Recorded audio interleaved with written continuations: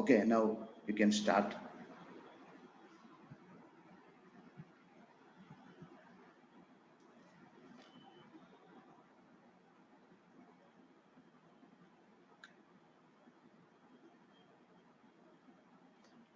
As you can start now. Greetings to one and all. One tree can start a forest, one word can frame a goal, and one candle can put away the darkness. Today, we are hosting the 31st session in the series of talks on My Career, My Identity. The focus of today's session is on the topic working with the United Nations. On this occasion, it's my privilege to firstly introduce the organizer, Father Dr. Benny Pallati, who is a well-known figure in the field of education. He holds a doctoral degree in education from Jamia Millia Central University and belongs to a diocese of Ernakulam Angamadi. Today's session is being organized in association with Bharat Mada College of Commerce and Arts, Alua, Kerala. Now, may I request Ms. Amisha for the welcome speech. Thank you, Shreya and Nimna. It's my privilege to introduce our chief guest of this webinar, Mr. Francis Correa, who is an international civil servant with one of the organs of United Nations, the United Nations High Commissioner for Refugees. He has been graduated from Salesian College, Sonada, under North Bengal University and has a master's degree in English language and literature from MG University, Kerala. He has handled very important assignments including Human Resource Officer, UNHCR, Somalia and Sudan, Personal Administration Officer for Asia and the Pacific countries. Currently, he is the Regional Human Resource Officer, UNHCR, Regional Bureau for Asia and the Pacific based in Bangkok. Sir, we are so honored to have you as the chief guest for this session. On behalf of the organizers and all the participants, I welcome you, sir. Father Benny, an educationist, is a well-known figure. He has always been working towards empowering the youth, and his initiatives are commendable. He is the backbone of this initiative, My Career, My Identity. Wholeheartedly, we welcome you, Father, to this session. Today, we are also privileged to have the presence of Father Jacob, Executive Director of Bharat Mada College of Commerce and Arts, Alua, who has been instrumental in associating with the organizers for today's program. Welcome you, Father. We have our strong pillars of Bharat Mada College, Father Sajo and our principal, Dr. M.L. Joseph. We are grateful for their presence in this webinar and happy to welcome Father and our principal to this program. Last but not the least, my dear friends, the students who are participating in this webinar and the teaching faculty from the colleges and other members present here, a very warm welcome to each one of you. Thank you. Thank you, Amisha. Now, I invite Father Benny for his introductory speech. Welcome to one and all to this 31st episode of My Career, My Identity at Dr. Benny Pallati Video Mithyalaya YouTube channel. There is much more than national boundaries and divisive structures. Human sharing, mutual support, protective initiatives, etc. are all needed in this wide spectrum of the universe. Human life and the life of Earth are to be considered the standards of respect and equality. We find the emergence of numerous international bodies during and after events and happenings that shook the world. As these organizations emerge, so also the ideas and workforce to serve in these organizations and associations are to be evolved. These spaces are for intercultural dialogue, and each person has to contribute to build a better world. International services are impact-making ventures. In order to contribute to this basic human protection and service to the humanity, there need clear vision and aptitude, skill set and dedication. Service in these areas are not just jobs and power positions. It's much more. Every individual should rise to the level of respecting every other, and everyone should be devoid of divisions, boundaries, and gaps. The identity of human being is the first and foremost thing to be respected and protected. United Nations and its varied service fields and wings occupy the position of a protective umbrella in a very unique way to protect the human life and the lives of Earth. And UN initiatives are very much practical and near to us. There are different UN agencies and many activities in which human resource is required to have efficient functioning of the machinery. When we think of the opportunities, the vacancies are open for the youngsters, but it's necessary to equip oneself to get into the system. It's necessary to follow the functions and responsibilities, skills required, and surely the attitude, and the quality of mind are of prime importance. Every applicant needs to think and envisage about the various ways of contribution and dedication to the international endeavors and the activities of the UN. Jobs in the UN should not be seen just as a profession and with the measures of earning. It's a contribution to the humanity. It's a service to the human being and our Mother Earth. As the UN machinery works with international standards and latest technological advances, so also the human resources collaborating with the organization should have high quality. This is a challenge for every one of us. So let's think different. Let's prepare ourselves to serve in this international platform, know the competencies and skills, discuss about the nature of responsibilities and challenges. And today, we have the best expert with us to discuss and share his experience with us. Today, we have a genuine professional, a qualified leader, and a lover of humanity, Mr. Francis Scaria, international civil servant in the UN. He is a dedicated professional who has started his career in the UN office from Delhi. And he is very good as a person and as a professional. He has been able to develop himself into major programs and roles of the UN. Now, he is in the UN High Commissioner for Refugees at Bangkok, Thailand. Dear sir, it's a privilege for the youngsters to know your experience and the wide opportunities available in the UN organization and the vision of the UN. There are youngsters from all over the world listening to you. Groups from Europe, members of DSYM Delhi, and students from Bharat Mata College, Alway, and other colleges are part of the program. I am grateful for your kindness to accept the availability for this program. And I welcome you and everyone.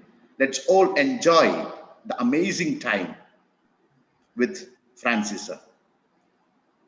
Over to you, Nimna. Thank you, Father. Now I request Ms. Najma to make the presentation on UN.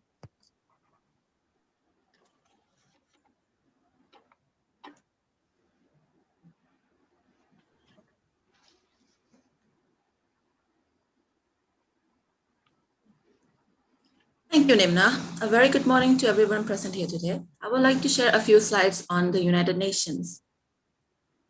The United Nations is an international organization founded in 1945, currently made up of 193 member states.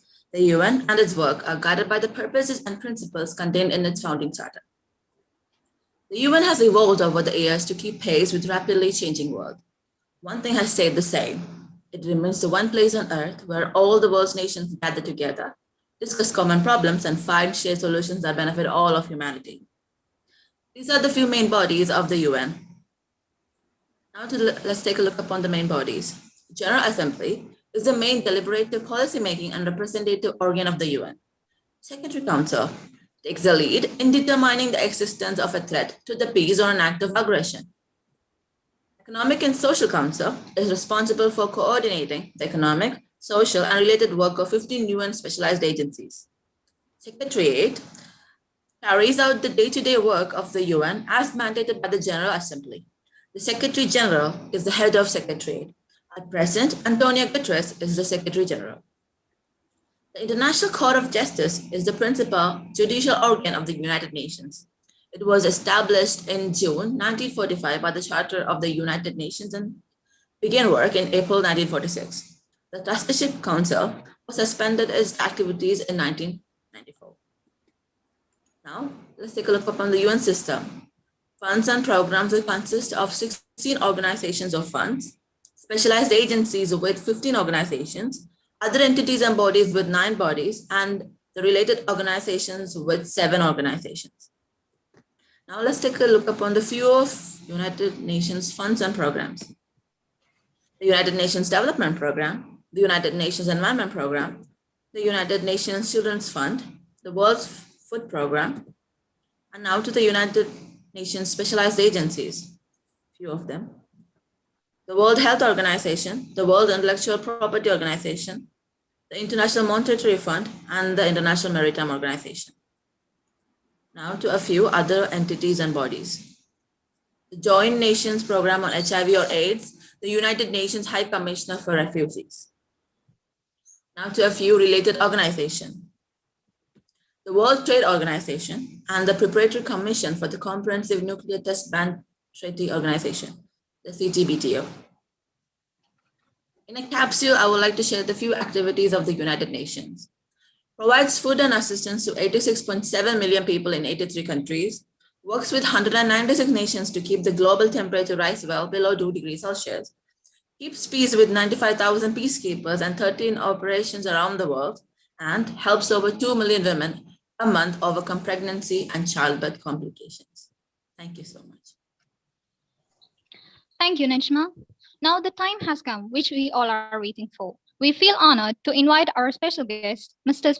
Francis Carrier, for the talk. So please.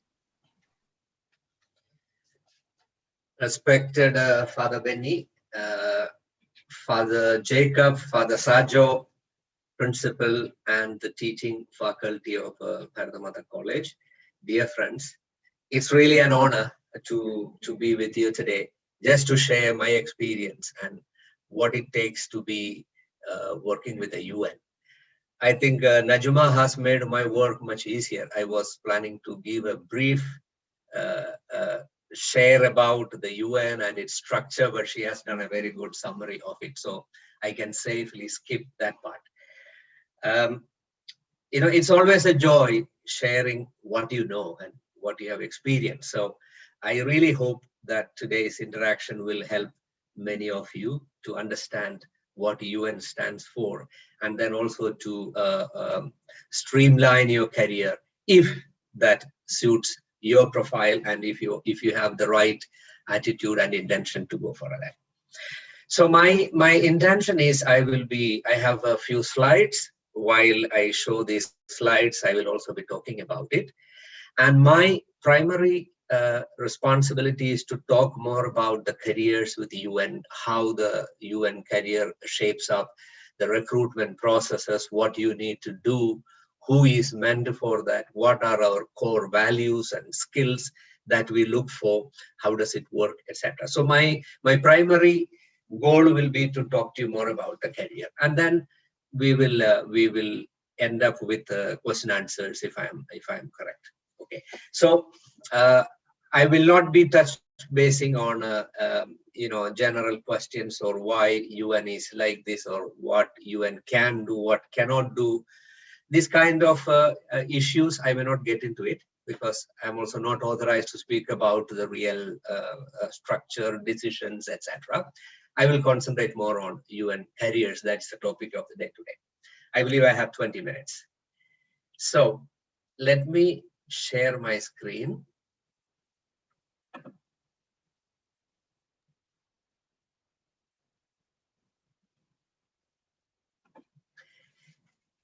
Can you see my screen? Yes, visible. Okay, fine. Okay, okay. So I'm skipping the history of United Nations. As I mentioned, it's already briefly presented to you, but you should just know that it was born after the World War I by a League of Nations to prevent such conflicts in future. So after the First World War, but then the League of Nations, they were not successful. And then after the Second World War, a more formal way of UN was set up in 1945, as you just saw. It has 5 permanent members, 193 member countries. The membership is voluntary, and everyone has a very equal status. Sorry, I'm rushing because this part already Najuma has covered in her presentation, so just to save time. Members are all consisting of peace-loving nations. There is a universal integrity, universal professionalism, acceptance, big diversity in the UN. And also you briefly saw the structure of the United Nations, comprising of the General Assembly, the Security Council, the Economic and Social Council, the Trusteeship, International Court of Justice, and the UN Secretariat. UN Secretariat, the headquarters is located in New York, but the Secretariat also is decentralized into the different parts of the world, like in Addis Ababa, Ethiopia, in Bangkok, Thailand, Beirut, Lebanon, Geneva, Switzerland, Nairobi, Kenya, Santiago, and Vienna. You will find the Secretariat located in these locations as well. Secretary General Antonio Guterres, he is the symbol of UN ideals and a spokesperson for the UN. He sits at the headquarters in New York, and he is a chief administrative officer for the UN. I had the joy of working with him because he was the former High Commissioner for Refugees with the UNHCR. He served 2 terms, and I have traveled with him, met him over many meetings in different occasions. He's a very, very professional gentleman. This is a headquarters in New York, the various organs, the Security Council, The Hague, Netherlands, and some facts about UN.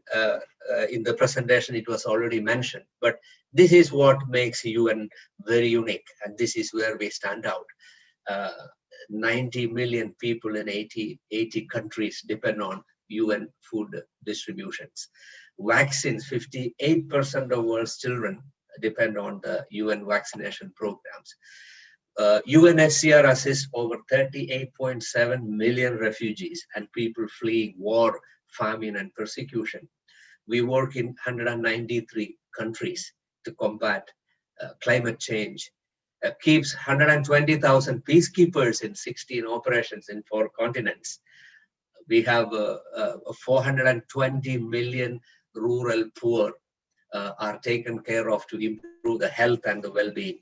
We're protecting people through various treaties which are accepted by the member countries. So in total, you will see what major role UN is playing in this world. And you also saw what is a UN family consisting of. We have 39 entities, specialized agencies, funds, programs, other entities, related organizations. I'm saying this because when I was at your age, in my childhood, we only heard about WHO or UNESCO or UNICEF. We don't know that there are so many other agencies that is part of the family of the UN. And therefore, the family consists of 39 different entities. The workforce, there are 37,000 plus employees at the Secretariat and in the different secretariats.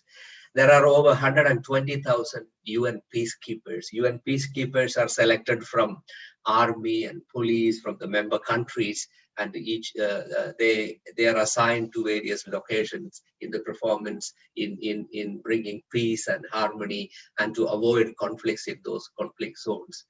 UNHCR, where I work, we have 17,000 plus personnel working in 123 countries around the world. And there are employees of more than 120 nationalities. It's a global family. And this is the world's largest multilateral international organization. And our mission is to maintain peace, advance human rights, promote justice, equality, and development in the world.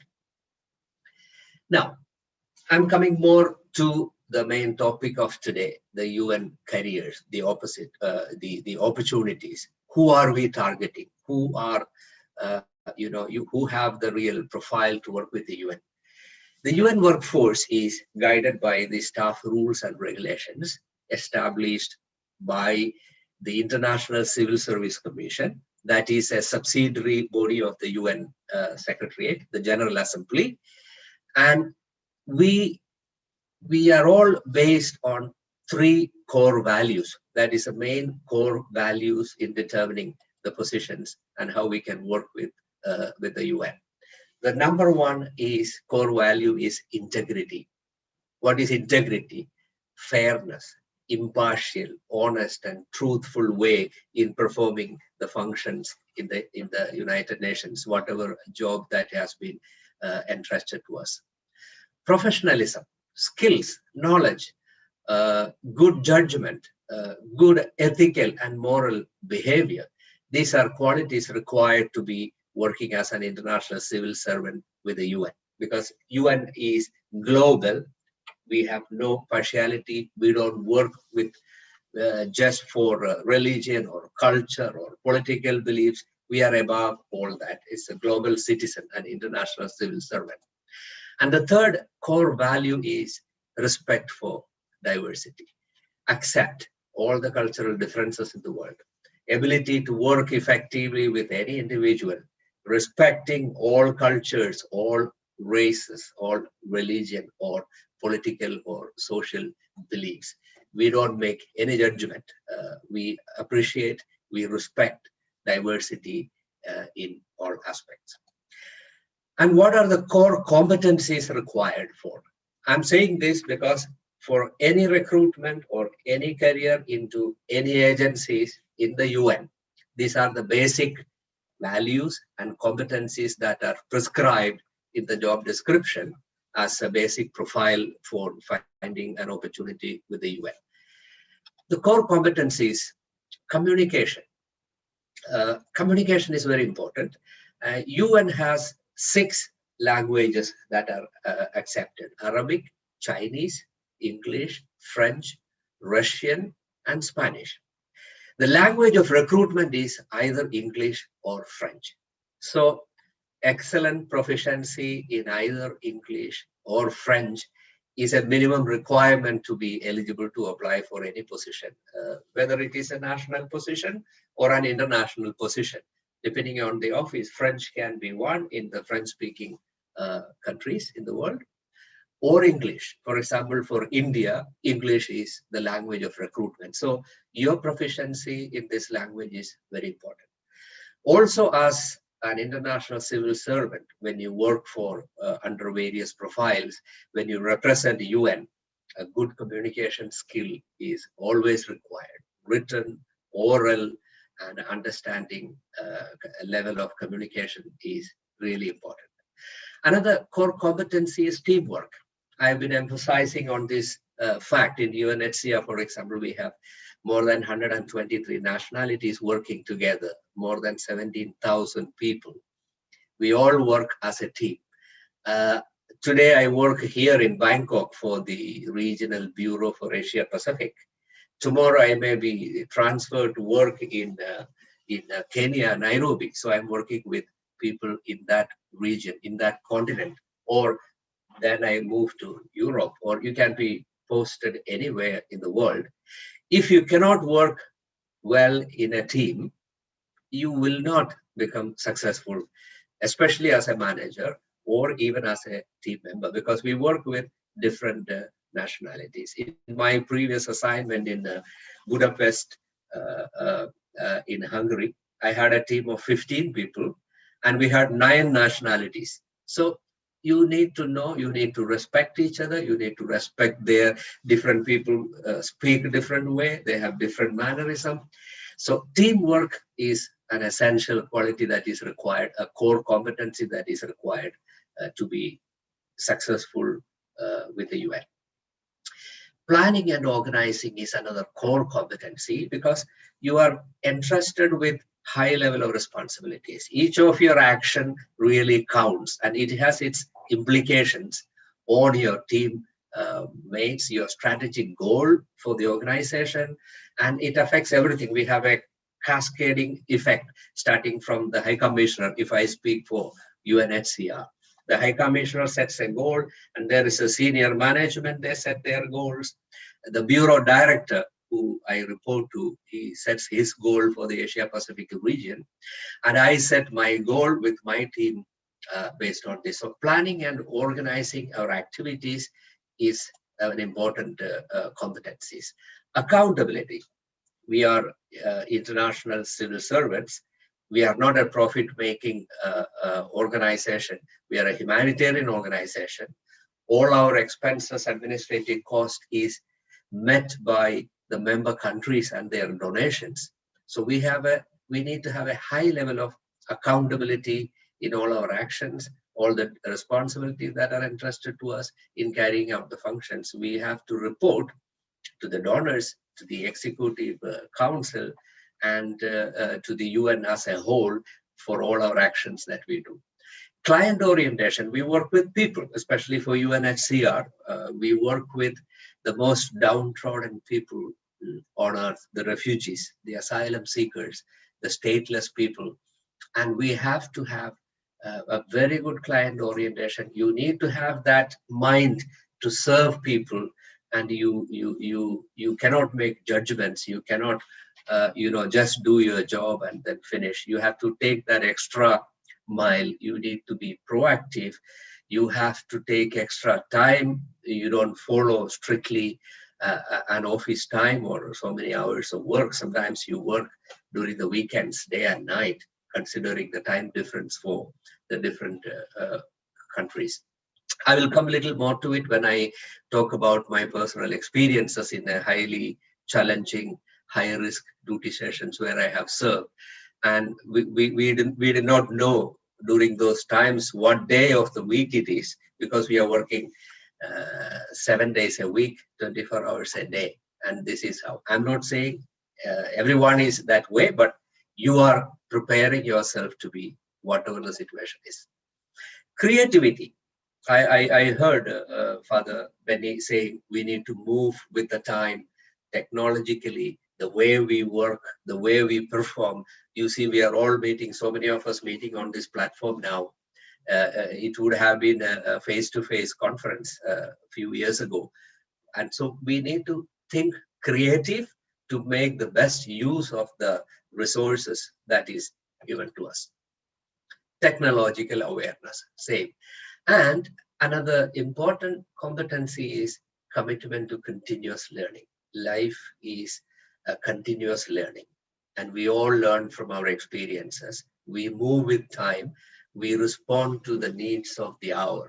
Therefore, we need to have a commitment to continuous learning. So this is, I wanted to set the basis for the qualities, the values, the skills required for an international civil servant, core values, core competencies. I will speak a bit more. I will connect this to when I speak more about the jobs, what we do.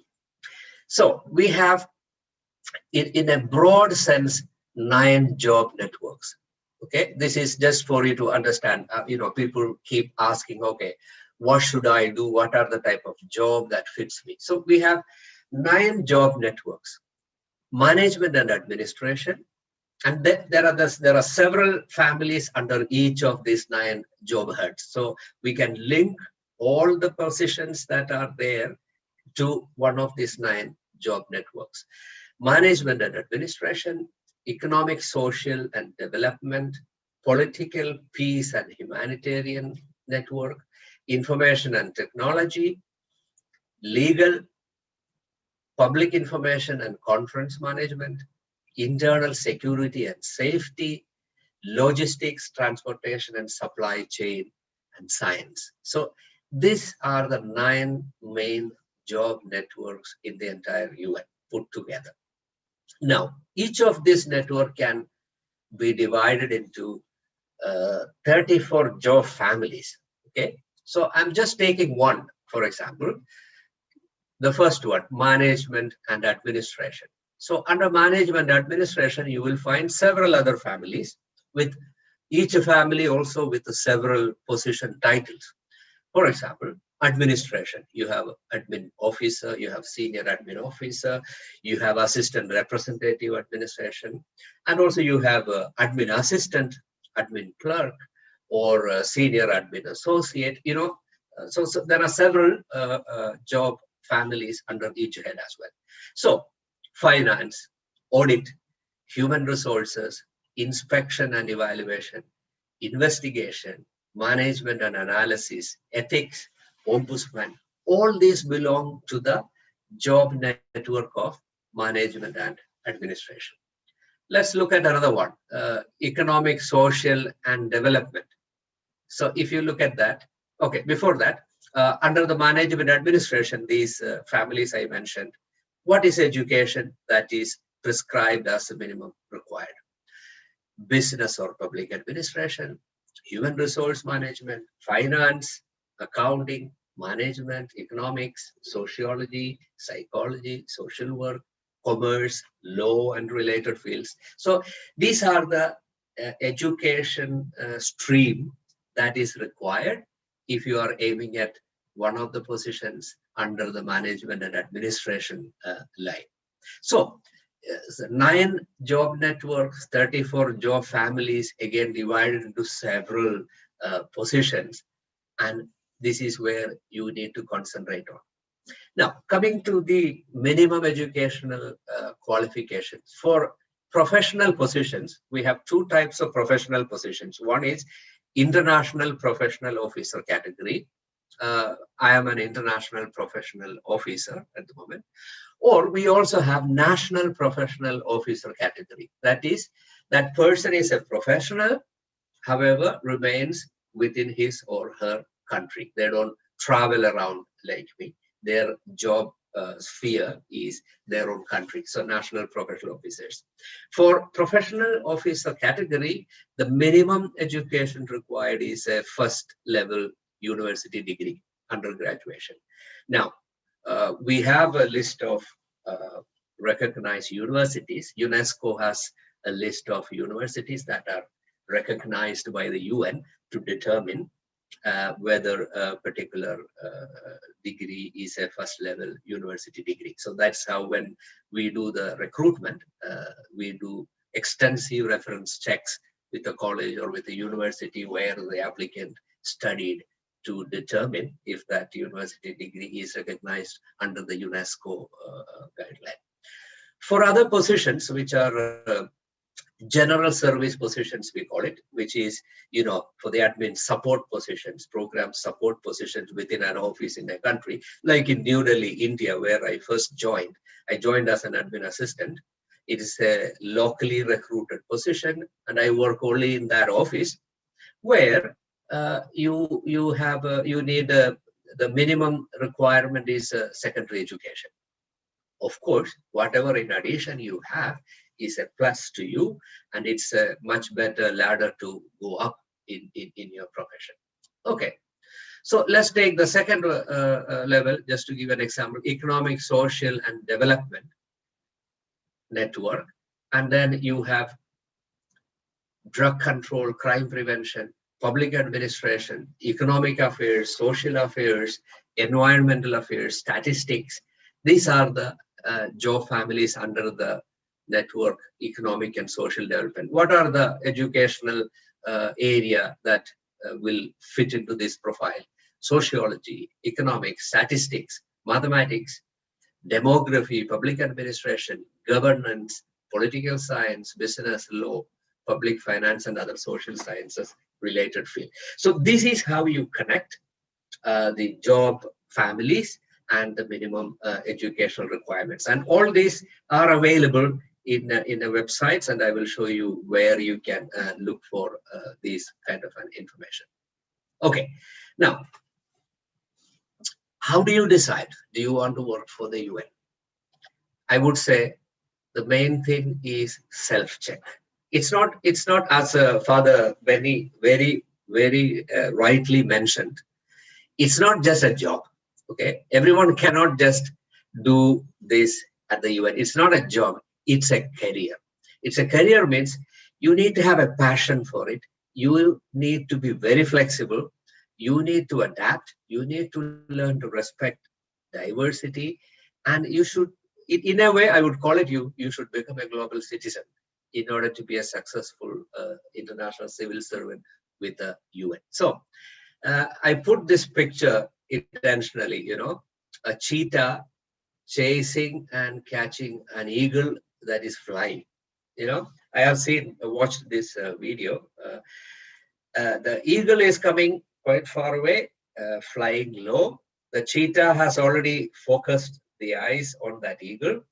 And the cheetah also runs maybe a kilometer or a few meters, making a right calculation when exactly the eagle reach and makes a jump, catches an eagle. So self-check, I put it, say, you need to see yourself.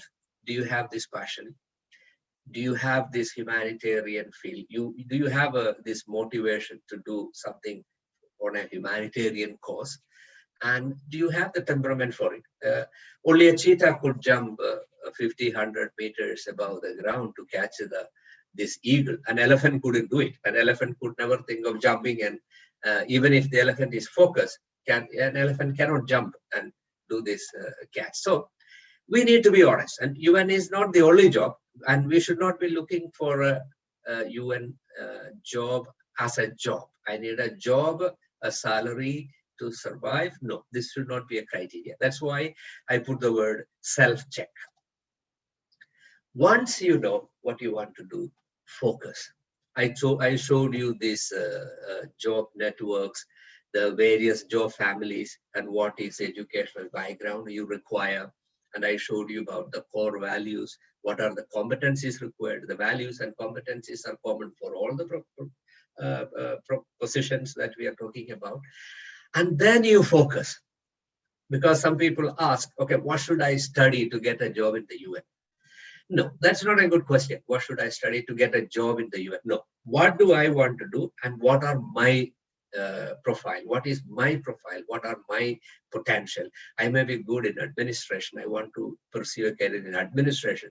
Yes, there is admin line, and this is what you need to do. Or I'm very good at mathematics or finance. Yes, we have finance. And then that is what you should concentrate on. And not just joining, I'm ready to join anything to get a job in the UN. No, that is not the right focus that you need to do. Equip, studies. Obviously, you need to, once you have the focus, once you have the self-check, you need to equip yourself.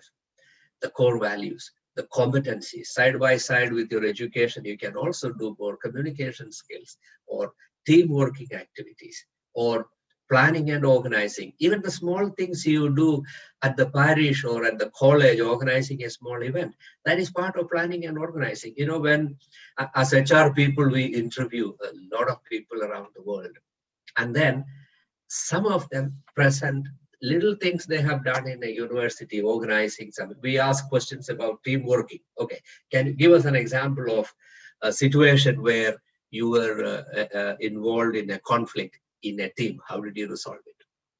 It doesn't mean that everyone has to have vast experience to present an example. I still remember, and I keep saying this, one of the fresh graduate out of university with some experience, she explained a situation when she was at college, first year, when she was asked to prepare a little conference with a team of 4 or 5 people.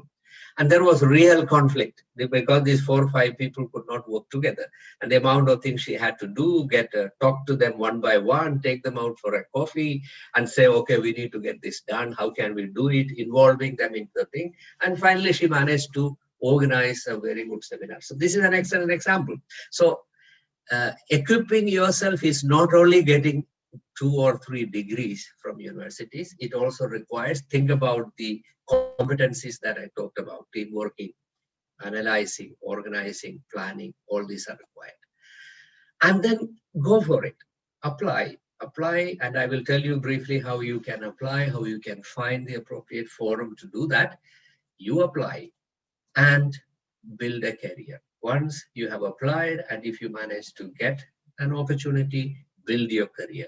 Remember, commitment to continuous learning. You don't begin a job after having completed all studies or after having all the qualities. You build. While you work, you build your career as well.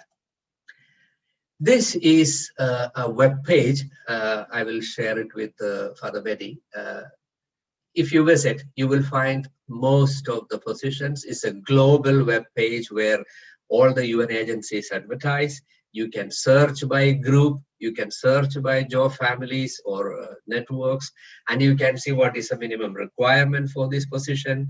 You will even see some of the open positions there where you are able to apply. I will briefly say how do you apply to these places once you visit this site. In the first place, you need to register your profile. Also, each UN agency has their own portals. You can also search that. I will give a few at the end of my presentation. You need to register your profile. Who are you?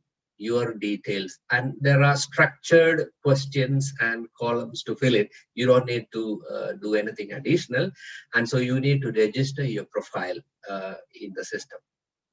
And then create a profile and search for what is your preferred field: admin, finance, science, research, global warming, whatever. You search for the opening, and then you submit your application for that particular position.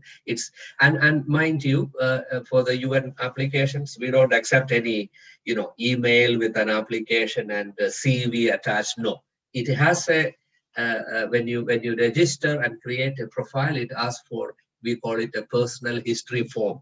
There is a form where you need to fill everything: your education, your past experience, your references, all your achievements, your thesis, if you have written, everything is there. That's where you create.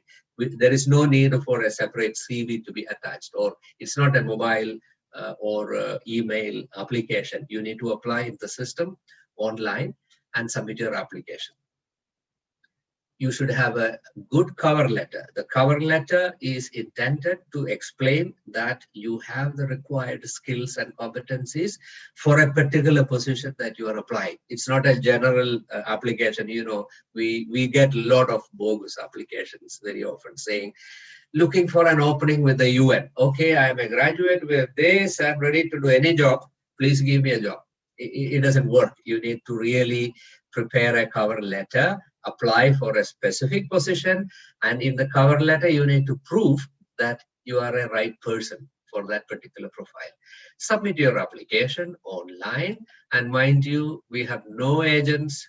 We don't charge any fee for the application process or the recruitment process at any time. We are also approached by many people in Bangkok.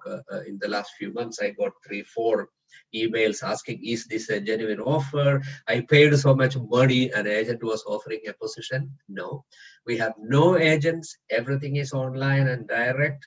No fee will be asked at any moment of the recruitment process. Once you have done this, what do we do as HR people working in UN? We evaluate your profile. We evaluate your application. We look at your cover letter. We have on our side, what are we looking for? The position, the minimum educational qualification, the minimum years of experience, and these are the skills we mentioned, the competencies and skills that is required for this position. So we evaluate your application against what we are looking for. And we do assessment. Assessment can be in the form of a written test. Most often we conduct a written test, and these written tests are not knowledge-based written tests. It will be more to assess your competencies, as I told you, your ability to plan and analyze things, analytical skills, ability to communicate well, how to write something, or ability to prove that you have the right team working, or other judgment and decision-making skills. So the questions are generally around these fields for the written test, and not asking any knowledge-based questions like who is the President of America or that kind of a questions. We don't use that. If you are successful in the assessment, you will be called for an interview, and all communication will come directly to you in the profile you have registered, and the communication means that you have mentioned. Now, I put CB in background. It's called, our interviews are competency-based interviews, okay?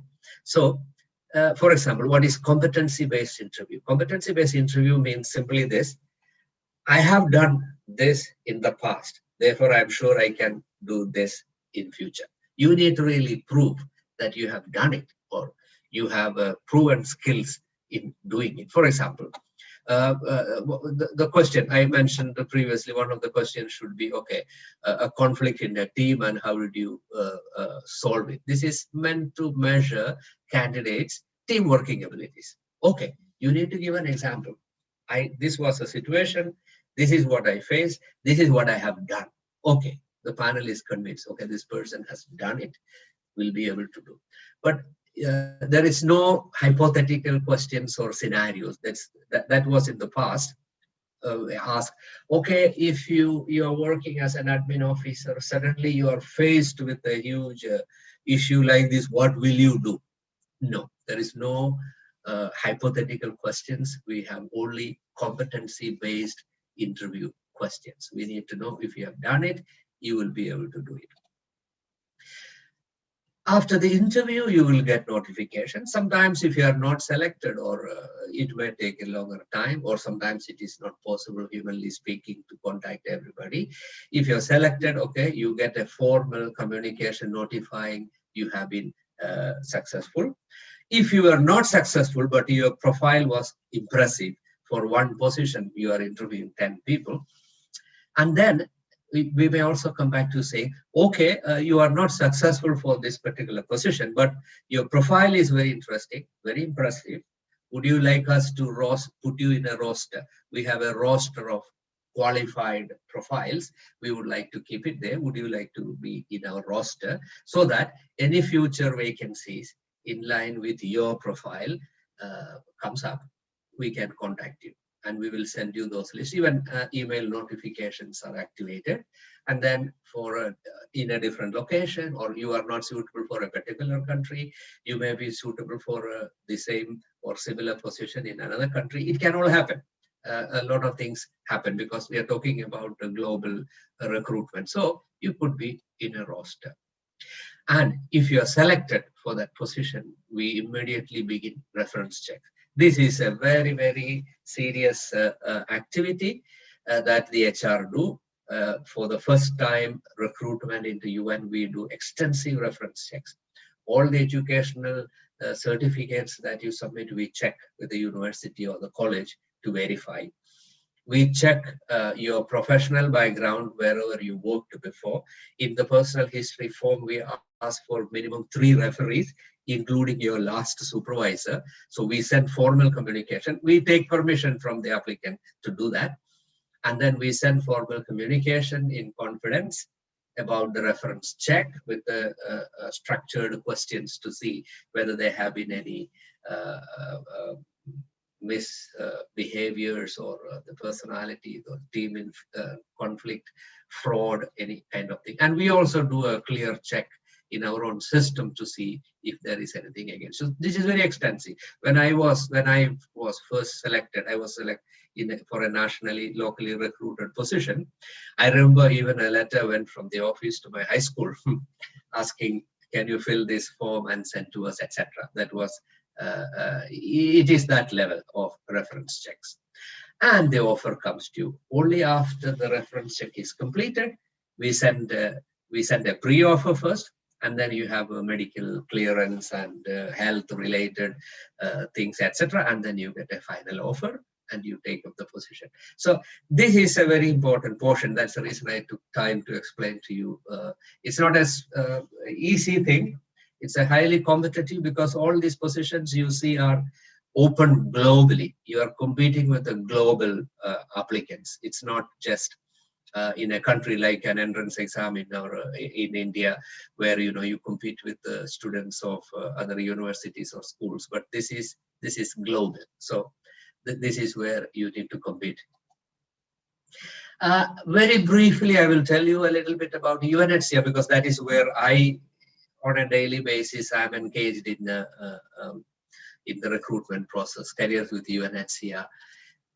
You know, we work for refugees, stateless people, asylum seekers, internally displaced people in the world, returnees, and we are working in more than 130 countries now. Mostly we are in high conflict zones, war zones. 90% of our workforce are based in the field locations. Only 10% are in headquarters or good locations, bureau and all, like we doing now. There are 79.5 million forcibly displaced people worldwide, and 17,000 plus workforce we have direct with a direct contract, and we also have we work in affiliation with other form of work arrangements, you know, consultants, contractors, volunteers, interns. 60% of our workforce are male, 40% female. This is precisely because I told you 90% of our workforce are in the field, and that too in the front line of conflict zones like Yemen, Syria, Afghanistan, Myanmar, Bangladesh, all these countries. That is where we are as a lead agencies. We offer a career, not a job. We already talked about it. We need talented people, compassionate people with the right skills, integrity, professionalism I talked about. And we look for people with all these competencies and core values to be our workforce. And we have a lot of openings. There are several forms of employment in our organization. We have internships, that is 2 to 8 months, hands-on experience. This is primarily meant for the university final year students or students who have just finished university. Of course, this is not a paid job, only a living allowance is given, but 2 to 8 months is a first-hand experience for them to see what we do. We have volunteers, the national UN volunteers, international UN volunteers. We have junior professional officers we call JPO program, but this is mostly by countries that, you know, sponsor their citizens to come and work with us and eventually build a career. We have talent pool. I mentioned we have a roster. I have given the reference in the next slides where you can enroll yourself in a talent pool, and then when there are requirements, we contact you. We have fixed term international and national positions, our regular staff who are working with us. We have mainly 4 types of contracts. One is international fixed term or national fixed term. They are people recruited through the complete recruitment procedure through a joint review board and an assignment committee. We have temporary appointments, that is maximum up to 2 years, where, you know, when there is a short-term need or an urgent need, we recruit competent. We always do it through a competitive recruitment, but it doesn't go through our recruitment body and the appointment. It's much faster. We have consultancies and contractors to do short-term work for which we don't have regular internal people, but which require high-level technical knowledge, like engineers in Bangladesh, where we have a huge camp with almost 1 million refugees. We have a lot of people, contractors hired for building toilets, building water and sanitation related things, pitching tents for the refugees, etc. And we have general service and national officers. They don't rotate, they remain in that country. For example, UNHCR office in Delhi, we have a number of staff. They don't move, they work there for the operation, giving administrative support. And we also have field service position when there are emergencies. Like I started my international career first with a field service in Sudan. When there was an emergency, we were deployed. This is a main area of our UNHCR work profile: protection, refugee status declaration, supply, shelter, camp coordination, camp management, registration, information management, field security, human resource, administration, finance, which is common to all the UN agencies. Admin support is required, communications, social media, These are the profiles that we look for, and you see the link to the talent pool. Father Benny, just remind me if I have to stop at any moment, or give me a warning few minutes before to stop. The procedure is quite similar to what I explained earlier. Visit our webpage, careers, register your profile, select the position that fits your profile, complete the letter of interest, a motivation letter, complete all the mandatory fields to reflect your profile rightly, and then apply. And some useful tips I give you when you prepare your letter of interest or motivation letter, we call it. Try to fit into it these 3 questions. Highlight your talents, motivation, and experience is very important. You are not applying for any position or I am a graduate, I want to get a job. No, highlight your talents, your motivation, why you want to apply for this position, your experience. Show us you are the right person for this profile. That's where it matters. You have read the job description, what is the requirement for this position, and you are the right person. I have the skills required for this position. And tailor your response to the role you are applying for. If it is an admin, you will talk more about your skills or what you have done in the admin field. Education. Show us how your education or degree or fields of study aligns with your career path. It has to match, and that is where the focus I talked about. You should focus yourself to the field where you are educated. Use links to your publications. Mention everything that you have done. Provide exact details on your institution or degree for reference check purposes. And then your professional experience, list them.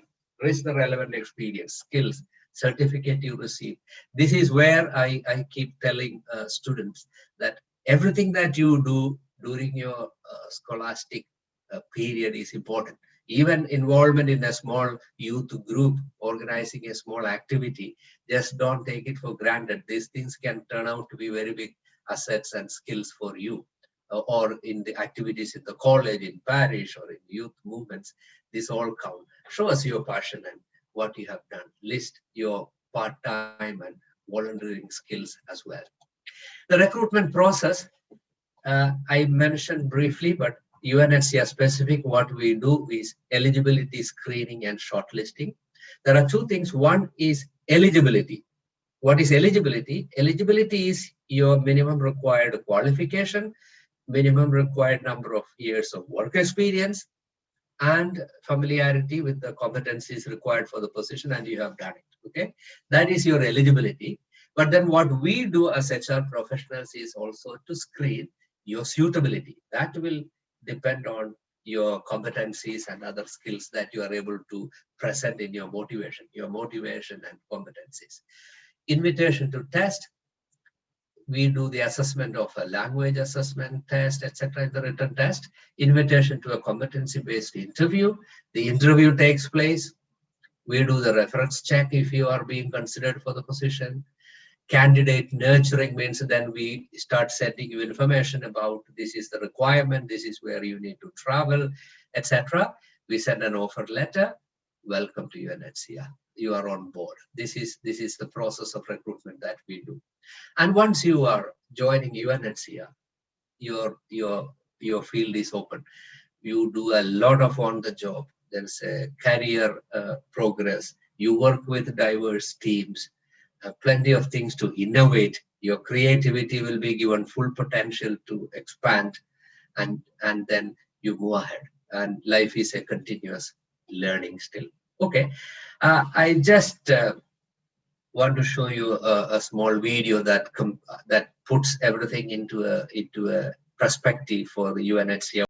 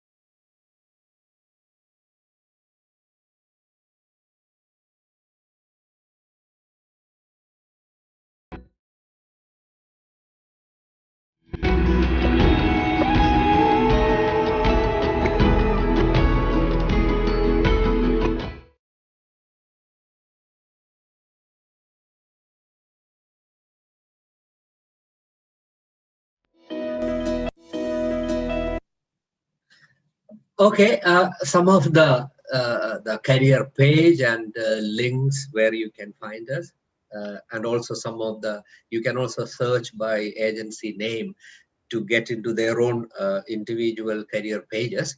But the one I showed you earlier is a global one, careers.un.org.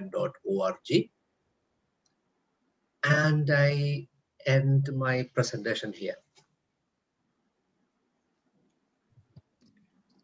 Thank you so much, sir, for the very informative talk. Now the floor is open for an interactive session. Participants can now ask the questions.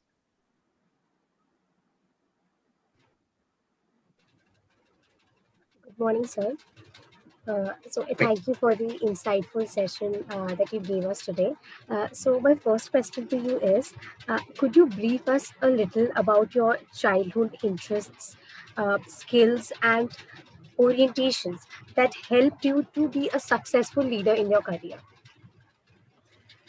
Okay, thank you so much for that question. You know, if I talk about my childhood and whether I prepared myself to this level, no. Okay, I was born and brought up in a very remote place in Kerala. I did very small schooling in the ordinary village school in Malayalam medium, class 10, and then of course I got opportunity to study outside of Kerala.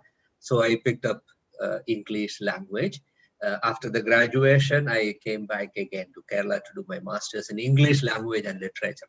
And today I am a senior regional human resources officer. So it has no link. But I tell you how it linked up, since you asked this question.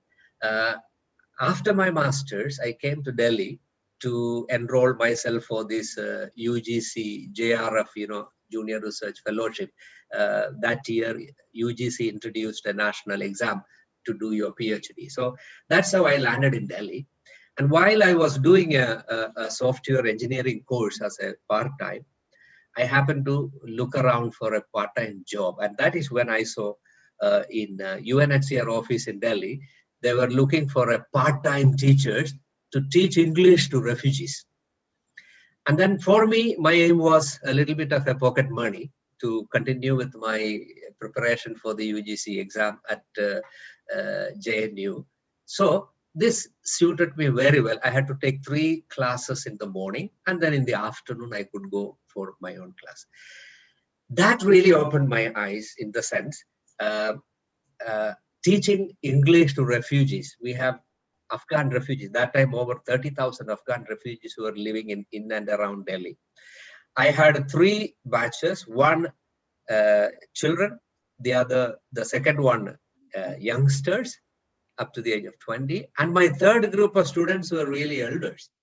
You won't believe, some of them were former ministers in Afghanistan, former judges. They were all refugees in Delhi, and the UNHCR was organizing this language program because they need to learn in order to survive locally. I learned a lot about UNHCR. I knew very little about UNHCR by then. That 6 months engagement with this program really opened my eyes, listening to the stories of refugees, how they fled Afghanistan, some of them walking across the border and reaching India and living like a stranger, not knowing language or no rights of anything. And then my interest grew. I started knowing more about it. And there was a local position open. And then I applied. And that's why I said that was my first assignment as an admin assistant with the UNHCR.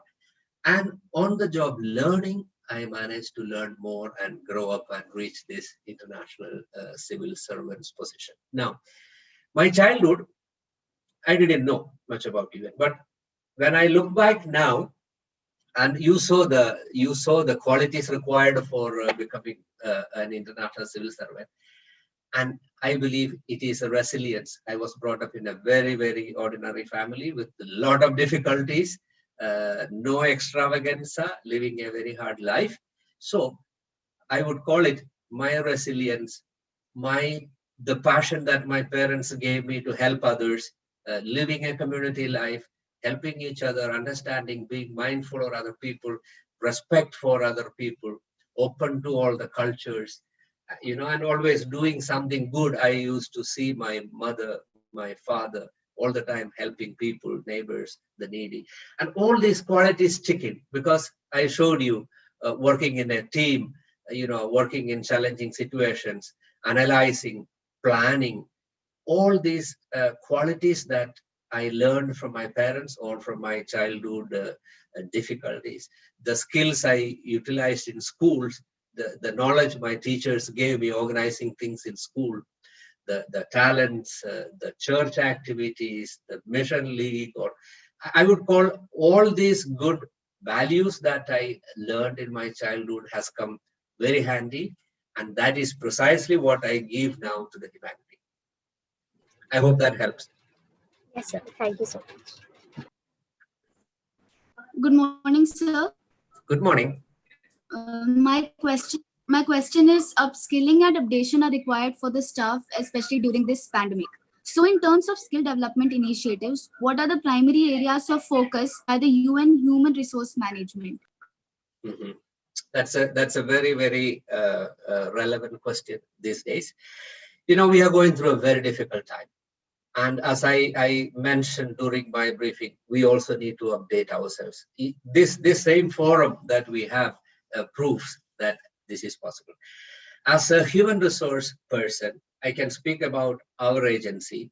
I work in Bangkok as a senior regional HR officer covering Asia Pacific countries. We have 22 countries where we have the presence. And my responsibility is to coordinate all the HR. In each office, there are HR people, to coordinate the HR people with in all the human resource related. It has been a very challenging period, particularly for staff welfare. That is also part of the human resource officer's job. Working from home, most of the countries were 100% working from home. And then we need to get things moving because we have to think of our refugees whom we work for. We cannot say, it is COVID, I'm working from home, so sorry, I cannot help you. No, the work has to continue. And this is where we have been going through a lot of activities to look at how to use technology in the most advanced way where nothing can stop our work. I would call it, instead of upskilling, right skilling, the activities.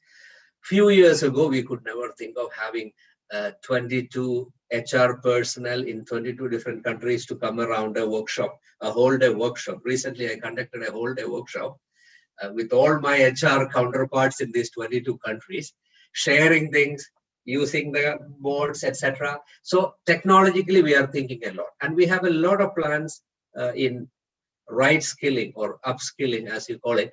Say, we are going green, for example. I'm just giving an example.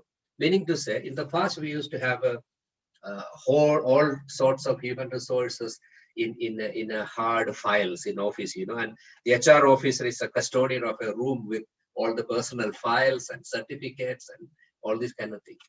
We are completely going green, mean to say, we are using electronic filing system, electronic archiving, which you can access anywhere in the world, the cloud-based systems and policies and procedures.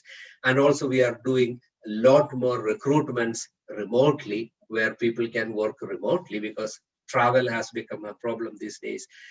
As we speak, in the past few months, we recruited people in different parts of the world, and they have started working from home. They have not traveled, and they're supposed to be working in Bangkok for Asia, but they're working from different part of the world. We do the induction training, and they are participating and doing all the work in a very effective way. So we need to think, we need to move with the time. And that is exactly what all UN agencies are doing. In future, we will have a lot of changes in the HR policies where, probably we might even recruit people who will be working from their home for the entire duration of the job they are recruited for. So we are thinking about all these things. Thank you, sir. Hey, good afternoon, sir. Afternoon. Okay, I'm Pooja, and my question is, for having a career or a job in the UN, what kind of competencies and aptitudes are essential? What kind of preparation does a youth need to put in to get into the UN system? Pooja, thanks for this question. And this is the essence of the career that we talk about. I believe the presentation I had, that particular section on the core values, the 3 core values I mentioned: integrity, professionalism, respect for diversity. That is a basis for the qualities I need to have. And the competencies as well, I mentioned a number of competencies: communication, team working, planning and organizing, analytical skills, etc. So I hope that helps you with your question. And I will also refer you to the slide I presented on how you prepare for this one. Self-analysis, check if you have the profile, the passion for this work, and then equip yourself. Focus, equip, go for it. That is, I would stop there. Thank you, sir. Good afternoon, sir. Good afternoon. My name is Alina. Hi, Alina. Hello. My question is, would you brief a little about the assessment standards in the job networks of the UN? Yeah, I think I also briefly touched on that in the presentation, but we do a very thorough assessment. This is very important. As I said, the moment you register or you apply for a position, we go through everything: your academic qualifications, all the activities that you have done, even the jobs that you have previously worked. We go through it thoroughly to see whether the level of responsibility you were doing was at par with the level that we are looking for in that particular position. For example, if you are applying for the position of an administrative officer, and our job description clearly mentioned this is a level of competencies that we are looking for, meaning to say at least supervise at least 5 to 6 people, or taking decision, planning budget or money for operation, etc. And if an admin assistant applies for this position, okay, in their profile they can mention I'm an admin assistant, the job family is good, job network is good. But when you explain what exactly were your job in the previous job, we can clearly see what is the level of responsibilities you have undertaken on that front. Also, as I said, we look at all the activities that you are engaged in your college, in your activities. So the first screening it's a very competitive process. And also because we get hundreds of applications, the positions are posted globally and so many people apply. A good number of people apply, they are disqualified at the first screening level because they don't fulfill the requirement, but they have a ready-made application and their profile and they just go for everything. People who apply for 50 positions. So it's very important. The screening, the assessment standards are very strictly important. Then coming to the assessment, the written test I briefly mentioned, it is not so much knowledge-based, except for some technical positions. For example, if you're applying for a finance position, of course, we need to know your financial transaction and skills, how you prepare an income and expenditure sheet, of course. Or if you're applying for an IT, information technology kind of a thing, an ICT officer, of course, we need to know your level of knowledge in communication or in the IT skills. Or if we are recruiting a driver, of course, we need to know your driving skills, whether you can really drive what type of vehicle. So this kind of technical assessment is done separately, but in generally for the written examination, we assess more your analytical skills, communication, and other things. When it comes to interviews, I mentioned it's always competency-based interview. The questions are standard. Depending on the competency that we are going to test, we ask a question. The question may be the same, but different people can answer differently from their experience. What we need to know is, have you done similar things in the past? May not be at the same level, but then we are sure you can do it in future. That is how the assessment is taking place. I hope I answered something. Thank you, sir. Sir, the UN tries to prioritize the needs of people in different realms. So it may be social, economical, or cultural. So in terms of creating jobs and reducing unemployment in India, what are the programs or initiatives implemented by the UN in recent times? Okay, if you speak about a particular country, UN don't just go. It's not one of our activities just to create employment. But in India, we have more than 30 UN entities working. Some of them engaged in a real grassroots level in all the states. The biggest agencies like UNICEF, UNDP has several developmental projects. WHO, you remember the polio vaccination program. UNHCR is a very small entity there. So WFP, World Food Program, the Agriculture Organization, FAO, Women Rights, UNDC, the United Nations Drug Control Program. So more than 30 entities are in India, and they are engaged in the national level programs, a lot of programs. We work also in collaboration with several projects, several non-governmental organizations, several governmental organizations. So all these are creating opportunities, creating employment. But we don't just simply to create employment, we don't get involved or we don't pull in funds and aids.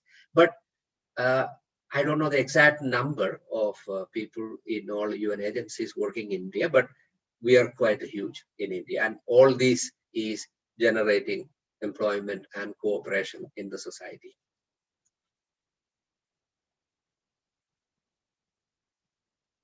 Thank you, sir. You're welcome.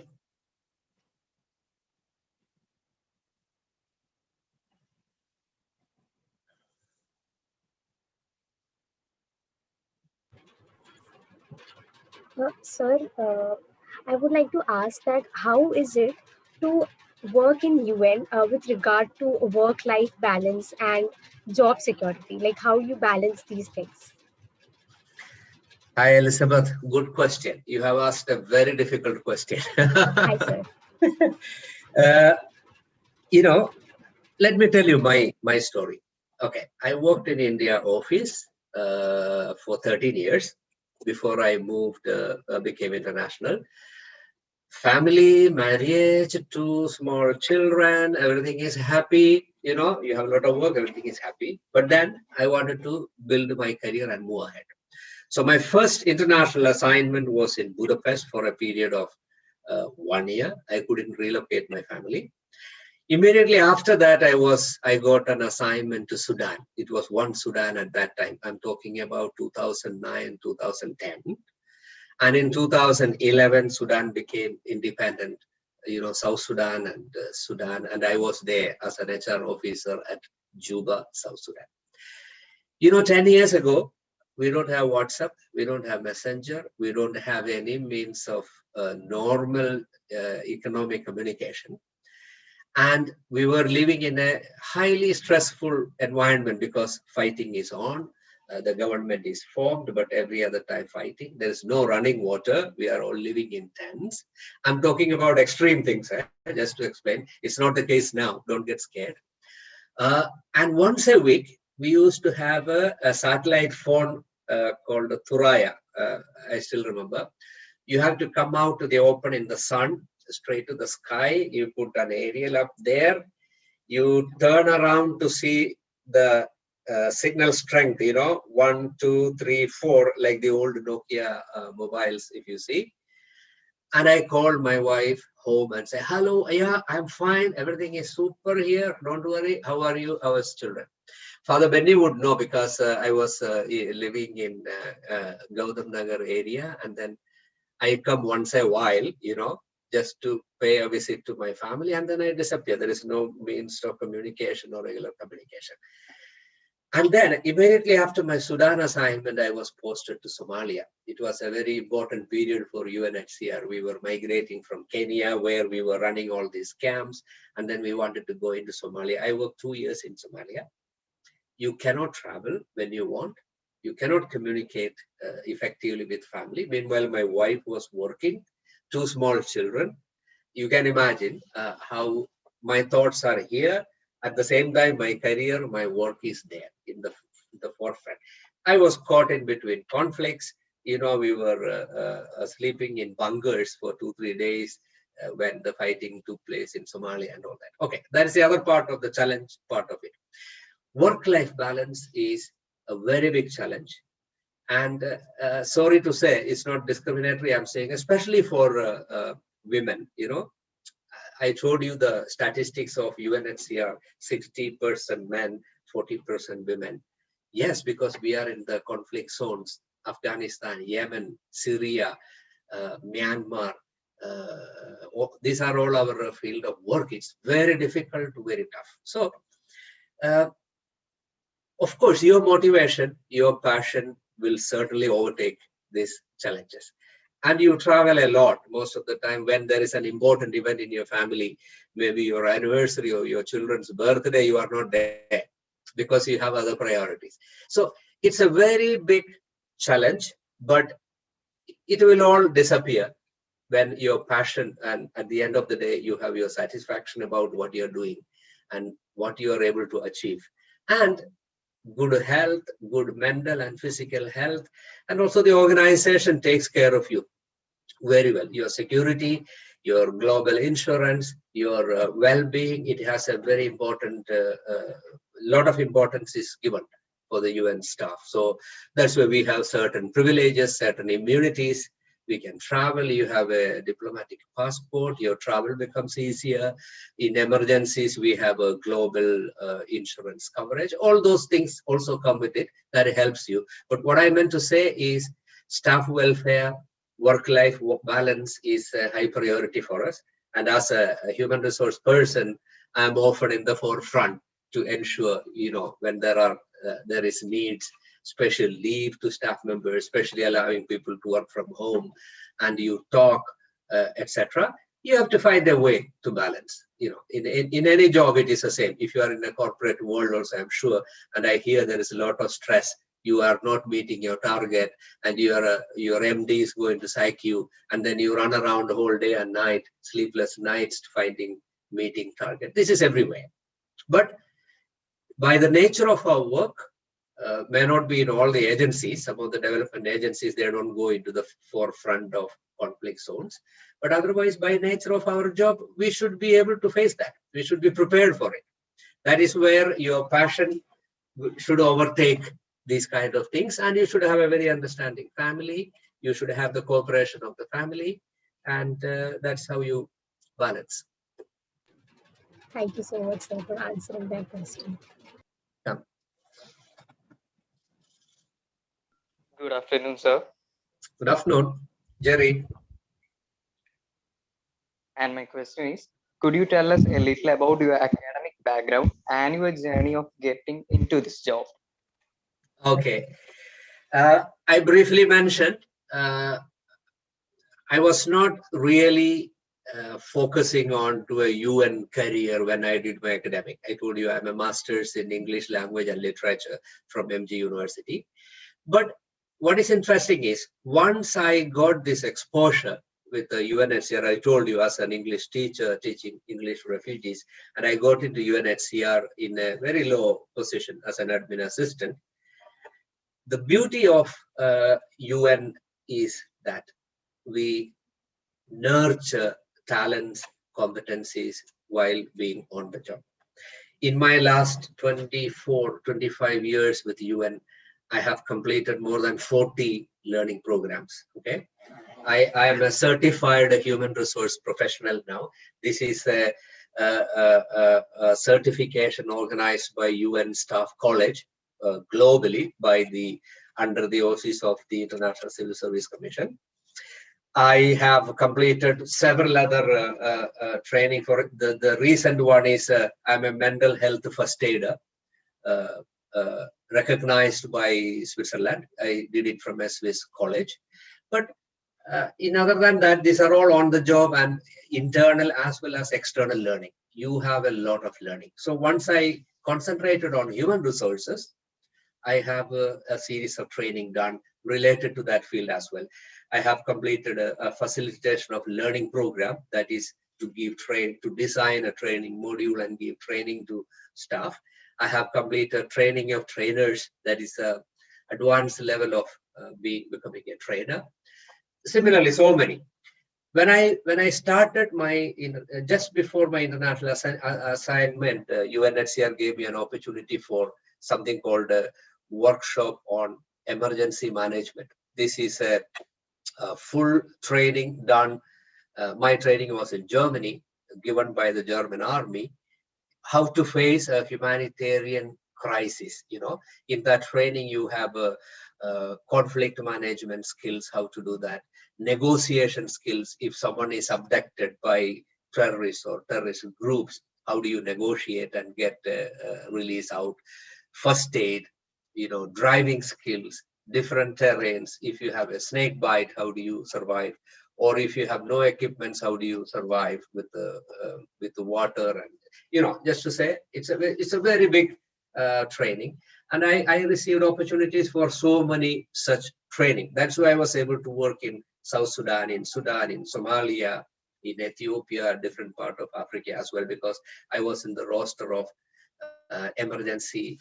international emergency response team roster, we call it. So how I built my career after joining UNHCR towards human resource management is through this highly qualified certification in human resource management, with all other soft skills like counseling, mental health, first aid, facilitation of learning and training program, trainer of trainer program. I also did a lot of courses initially on communication and English skill. I passed the business English course by the Cambridge University. That's all after joining UN. So the difference here is I'm not a good example that I did not focus my college or training or learning for a job with the UN. But once I joined the UN, I really equipped myself. I streamlined my line and I did the learning. So for you all, as I mentioned in my presentation, you see if you have this passion for work, equip yourself, focus yourself on that field, equip yourself. That's the way to go. Thank you, sir. Good afternoon, sir. I am Devika. Hi, Devika. My question is, can you please share your professional journey after joining UN? Sure.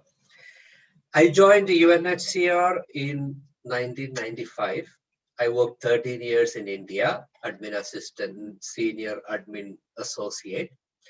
And my biggest opening for an international assignment was in 2008, when our headquarters is in Geneva. And we decided to outpost human resources section from Geneva to Budapest. Because Geneva was too expensive, it was difficult to grow, the UNHCR was growing rapidly. So the human resource management section was outposted from Geneva to Budapest. So what they decided is they recruited one person from each region, Asia, Europe, Eastern Africa, Northern Africa, that is English-speaking Africa, French-speaking Africa, and Americas. So they brought one person each to Budapest to set up different bureaus. So I was selected. It was through a very competitive recruitment process. I'm talking about 2008. 2 interviews, 1 written test. And then I was selected as the Human Resource Associate for Asia Pacific. My job was, we were given an empty building. This building was given by the government of Hungary to set up our headquarters. It's a 7-story building. My job was to recruit people locally there, build up a section that will cater to all the countries in Asia and the Pacific, also some additional sections from Geneva and all that. So I was with a team of 4 people to do this job. And as I finished my assignment 1 year, I managed to set up this section with the 15 people working, taking care of the whole Asia. Now, what turned is, at that time, staff already working as a local national staff, they were not allowed to apply for international positions because most of these positions were open only internally. And the minimum level was, someone who is already internationally recruited. That was not the case for me. But the good thing was we had an international professional roster exam. It's a highly like our Indian administrative exam. This is conducted by the International Civil Service Commission once in 2 years or something. And the people who pass these exams, they are available in a roster for various UN agencies to take. So I prepared for this while I was in Budapest. And in 2009, June, I passed this exam. So I was in the international professional roster by that time. And then, of course, immediately after that, I was able to apply. I was eligible to apply for positions. So that is when the South Sudan crisis was coming up. There is no South Sudan at that time. It was one Sudan. The crisis was swelling up, and then UNHCR decided to build a huge network because they had signed this tripartite agreement to give independence to South Sudan. So we had a huge mission in South Sudan based in Juba, and I applied for it. I was selected. So 2010 and 2011, it was a 2-year assignment in South Sudan. And in 2011, July, everything went peacefully. The new country was born, and then it was for me to do the UNHCR office structuring and setting up. And I did a good job in the sense, we were able to establish a new office. That was a big experience, establishing a new office with several sub-offices inside South Sudan, bordering Uganda, Ethiopia, Kenya. We opened offices. So my job was to open offices, recruit people, train them, and the work starts. That was a huge turning point in my career. And from there, I moved to Somalia, as I said, from 2012 to 2015, 2.5 years. My job was very, very difficult and challenging in the sense we were based in Kenya, working for Somalia because the security situation in Somalia was really bad. Every other day, there is a bomb blast, or humanitarian workers could not go out and do their work. But then during my time, we decided things were becoming better. We decided to migrate. So we were setting up an office, recruiting and training people. I was mostly in Somalia. I have traveled extensively to all the locations where we have offices, high risk locations. But then in 2014, there was an attack on the UN compound. You might have heard in the news where some 12 staff were killed, not our staff, the UN staff were killed and all that. So we abandoned our plan to migrate. We came back. Similarly, we had several such incidents. We can talk a lot about it, how we survived some of these. And I finished my assignment in 2015. Meanwhile, in 2014, from 2009 to 14, I was alone, my family in India. It was time, I was coming as a guest to visit. Children started asking, Mama, who is this uncle and all that, okay? Now I'm exaggerating a little bit, but I realized now, okay, I had 2 assignments in high-risk non-family. I need a family location. My children are growing up. So in 2014, I moved my family to Kenya because once we gave up our plan to migrate to Somalia, we were in Kenya. Kenya, Nairobi is a beautiful place with nice schools. So I relocated my family. My wife gave up her job. She was working with a central government employee at a higher level, but she agreed to give up her job. That is when we moved in 2014 to Kenya. All of us, the children were enrolled in a British school in Nairobi. And in 2015, I was lucky. I got appointed to Budapest. That is a HR headquarters. Remember, I set up in 2009. And I was appointed as a personal administration officer for Asia Pacific, the unit which we established. And I had a head at that time, and I got that position. So 2015 to 2019 end, I had a very peaceful family life. Both my children passed out of high school. They both are studying in 2 different universities, one in Malaysia, the other one doing medicine in the UK, and me and my wife here in Bangkok. Of course, again, there is a family disbursement, but of course, this is for a good cause. And I was appointed to the bureau was outposted. Our bureaus used to be in Geneva. Bureau was outposted to each region. And for Asia, it was outposted to Bangkok in 2019, August. And I was appointed as the first HR officer in 2019, November. That is when I came here. 2 months after my arrival, it is a lockdown and the COVID, so I was not able to even go home once since then. Why I moved to Asia was for a very selfish reason also, that I can go home very regularly, because it's just 3.5 hours from here compared to Africa or Europe. But then I haven't gone home even once. Sorry to keep it so long, but this is how my journey took place, and this is where I am now as a senior officer. Thank you, sir. Good afternoon, sir. I am Jasni Babu. Hi, Jasni. My question is, could you brief us a little about how the UN expands their limits and reach out to so many people? What is the mechanism behind it? Yeah, good question, Jasni. You know, UN is not an independent organization. UN is the child of 193 member countries. Okay, so UN is formed by, and the members are 193 countries. What is the motto of UN? Our main motto is peace, peaceful coexistence, equality, justice, avoiding conflict situations. So this is a very noble cause, and we are supported by 193 member countries. So whenever there is a big conflict anywhere in the world, you know, UN can get it. Of course, this nature of our involvement, in the past, we would just go in, and with the UN, you know, we have the cars all with the UN logo, the big antenna with the UN flag, and everyone used to respect. It's no longer the case now. At least in the past several years, UN is also a target. Remember the Red Cross. When you see the big cross, they even go into the war zones and nobody bombs them or attacks them. But it's not the case now.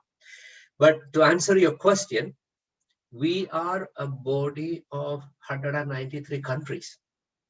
And our motto is very clear: establish peace, remove poverty, bring justice and equity among humanity, and working for the welfare of people, working for the human rights, working the dignity of people. Therefore, we are successful. Whenever there is a problem, we go there. The government cannot say no. Of course, we don't violate the government's authorities. We go by invitation of the governments, but this is where we get access. For example, the most recent thing in Myanmar, the Rohingya refugees. Over 1 million Rohingya refugees are in our camps in Bangladesh. And we are negotiating with the Myanmar. We go into Myanmar, we go into Bangladesh. We are negotiating with both the countries. You need to take these people back, or we need to protect these people. As UN, we need to go in and check the condition of their lives, whether there is a human rights violation. And they have to accept. As member countries, all of them have to accept. So I think that is our motto, our noble cause, and how we are constituted. This is what makes us accessible to the whole world. Thank you, sir. Sir, which are the major operations and staff requirement areas of the UN? Okay, if you talk about the major staffing composition, of course, it is the UN peacekeepers. They have over 120,000 people. And who are the peacekeepers? They are the select people from the member countries, these 193 countries. Their army, police departments, you know, they select the best of best for UN peacekeeping function. We are in 16 different peacekeeping operations in the world, where, you know, the local national system cannot provide safety and security to its own citizens, or there is no system to safeguard dignity and safety of its people. That's when the UN peacekeepers go into that. When I was working in South Sudan, we had the Indian peacekeepers in one part of South Sudan. It was their job to make sure that local civilians are safe and they have a safe living environment. The second largest number would be the UN Secretariat. I told you we have the headquarters in New York, and with the several other secretariats, over 37,000 employees, staff are working in the different secretariats. And then all agencies for UNHCR, if I can speak, we have 17,500 staff working. And I showed you during my presentation which are the areas we work. We are mainly legal protection officers with international refugee law or international humanitarian law, human rights law background, with program support staff, admin, finance, communication, IT, research, media, external relations, fundraising. These are the profiles we have. So depending on the nature of the agency, for example, WHO, they will have a huge workforce. Their mandate is health organizations, so health related fields. Similarly, UNICEF, UNESCO, or ILO, it's safeguarding labor laws and labor rights in the world. So that is, so each agency has a mandate. So their workforce will be primarily experts, professionals in the area of their work. Thank you, sir. Sir, there have been various persistent changes in terms of the socio-political or technological advancements in various countries. Yeah. And we have also witnessed an increase in terms of geopolitical unrest or terrorism in the recent times. So, does this affect the vision and work environment of the UN? And if it does, how do these factors affect?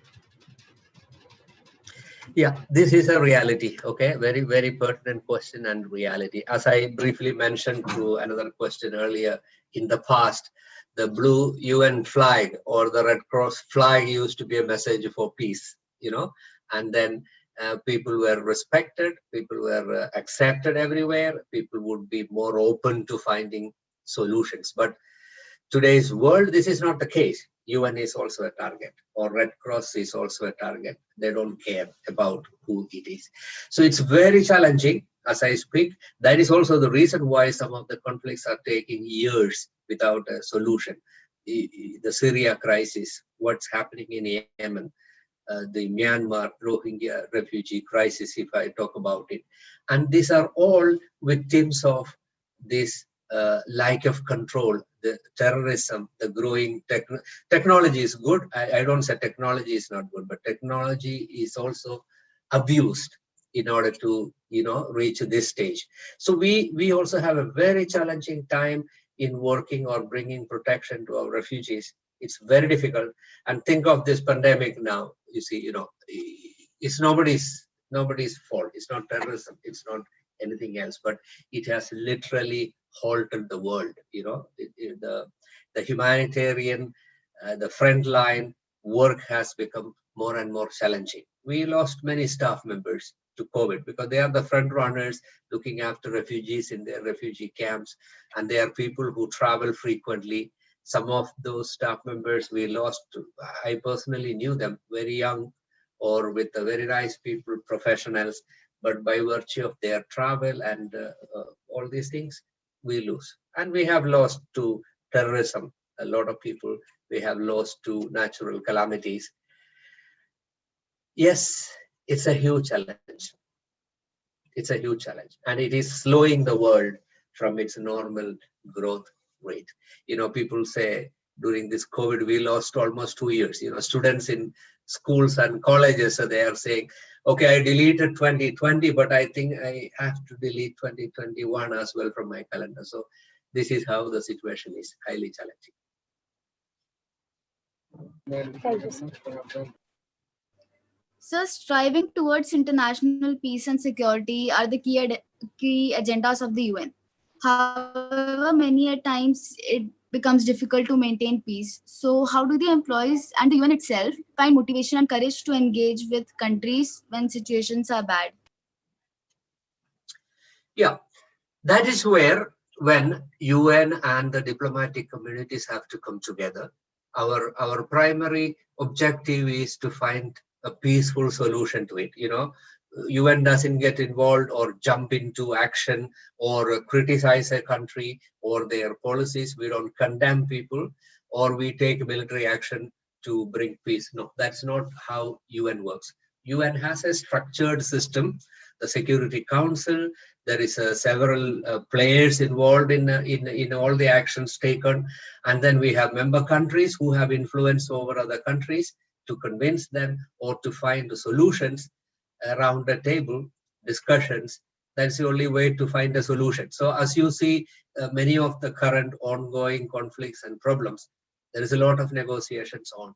There are similar like-minded countries, political leaders, the goodwill of political leaders, all the major players, everyone has to come around the table, because people sometimes ask questions when there is a problem at a border or in some particular countries.